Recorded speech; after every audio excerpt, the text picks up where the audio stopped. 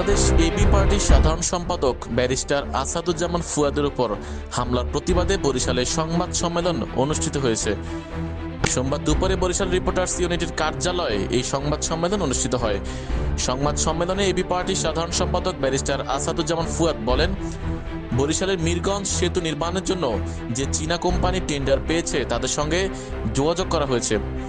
তবে যোগাযোগের যে ভাষা ছিল তাতে চীনা কোম্পানি মোটেই সন্তুষ্ট হয়নি। তিনি বলেন, এসব বিষয় নিয়ে তিনি কথা বলেছেন, তবে কোন দল বা ব্যক্তি নিয়ে তিনি কথা বলেননি। সেতু উদ্বোধনের শেষে তাকে ঘুষি মারার চেষ্টা করা হয়েছে, হেনস্থা করা হয়েছে। গত 2 মাস যাবৎ তার ক্যাম্পেইনে নেতাকর্মীদের মারধর করা হচ্ছে। থানায় গেলেও মামলা নিচ্ছে না। এ বিষয়ে প্রশাসন কোনো সহযোগিতা করছে না বলেও অভিযোগ করেন তিনি আরো বলেন, বিএনপির একাংশের কারণে হাজার হাজার ভোট কমেছে।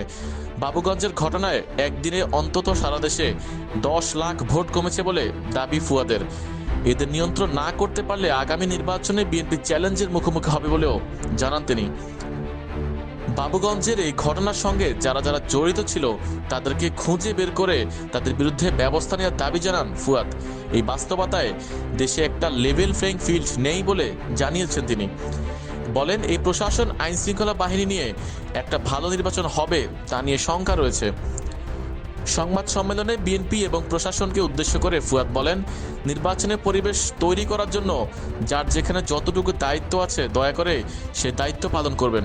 নির্বাচন কমিশনের একটা বড় চ্যালেঞ্জ হচ্ছে ভোটের পরিবেশ এনশিওর করা। এখনো অনেক নতুন ভোটার হতে পারেনি, তাদের জন্য যাতে সময় বৃদ্ধি করা যায় তারও দাবি জানান তিনি।